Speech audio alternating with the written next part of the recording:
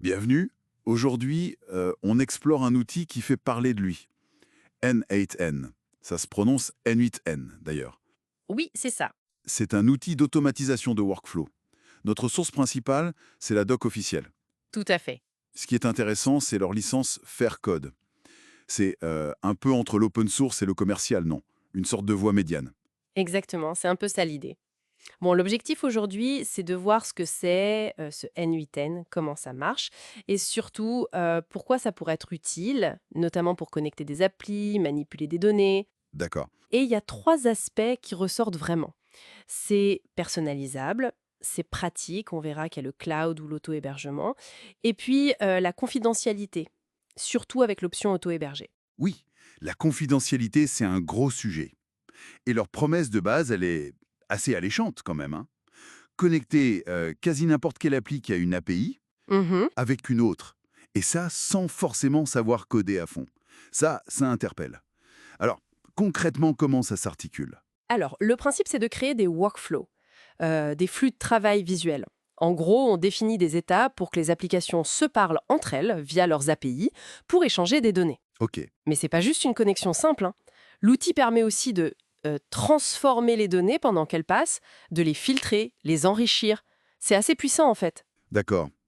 Et si on revient sur les trois piliers que tu mentionnais, personnalisable, pratique et confidentialité, ça veut dire quoi pour l'utilisateur final? Dit qu'on peut vraiment adapter les flux finement à des besoins spécifiques. On peut même créer ses propres modules qu'ils appellent des nodes si on ne trouve pas son bonheur. Ah oui, d'accord. Pratique, c'est le choix. Soit on prend leur version cloud, gérée, clé en main, soit on l'installe nous-mêmes chez nous ou sur nos serveurs avec des outils comme NPM ou Docker. Des outils de déploiement assez courants, ouais. Voilà.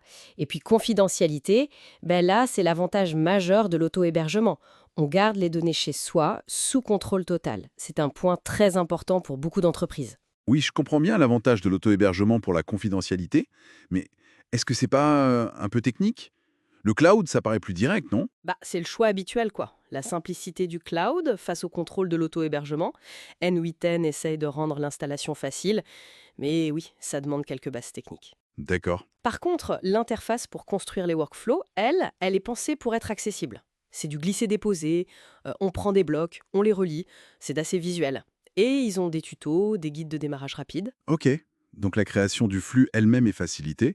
Mais bon, un outil comme ça dépend énormément des intégrations disponibles. La liste a l'air longue. Google Sheets, Slack, OpenAI, Airtable. Qu'est-ce qui fait la force de N8N là-dessus? Parce que des outils qui connectent des applis, il y en a d'autres. C'est vrai. La richesse de la bibliothèque d'intégration, c'est clairement un point fort.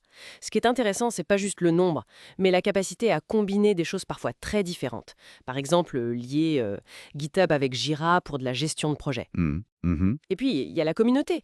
Les utilisateurs peuvent créer et partager leurs propres intégrations, les community nodes. Ça étend encore plus les possibilités au-delà de ce que l'équipe de NN8 propose officiellement. D'accord. L'aspect communautaire est important. Et l'IA, on en entend parler partout. Comment NN8 gère ça? C'est juste un appel à ChatGPT ou ça va plus loin? Non, ça va plus loin. Bien sûr, on peut appeler des API d'IA comme celle d'OpenAI, c'est la base, mais NN8 fournit aussi des outils pour construire des logiques d'IA plus complexes, directement dans les flux. Ah oui, comment ça? Il s'appuie sur des concepts qu'on retrouve dans des outils comme LangChain, par exemple des notions d'agent ou de chaîne, qui permettent en gros d'orchestrer plusieurs étapes d'IA, de faire travailler ensemble différents modèles pour un résultat plus sophistiqué. Ils ont même des AI Starter Kits, des modèles prêts à l'emploi. Donc on pourrait par exemple imaginer un flux qui lit des emails, utilise une IA pour comprendre l'intention, met à jour un CRM et envoie un message sur Slack. Ce genre de scénario devient possible sans coder des scripts hyper complexes. Exactement. C'est tout à fait le genre de cas d'usage visé. NUIN cherche à rendre ces automatisations avancées plus accessibles, quoi. Que ce soit via le cloud ou en auto-hébergé d'ailleurs. Finalement, pourquoi on devrait s'intéresser à N8N aujourd'hui selon toi? Bah, je pense que sa pertinence vient de son côté couteau suisse de l'automatisation. Il permet vraiment d'éliminer des tâches répétitives, de simplifier des processus parfois lourds, Mhm. et surtout d'intégrer de l'intelligence artificielle sans avoir besoin d'être un data scientist ou un développeur expert en IA.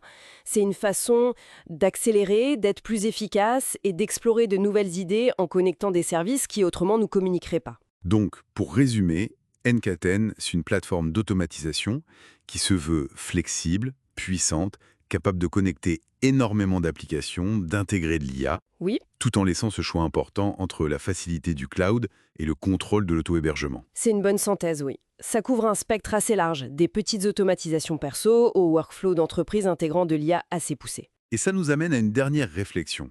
Si des outils comme N8N permettent de connecter presque tout avec tout, et d'y ajouter de l'IA, jusqu'où ça peut aller l'automatisation? Hmm, bonne question.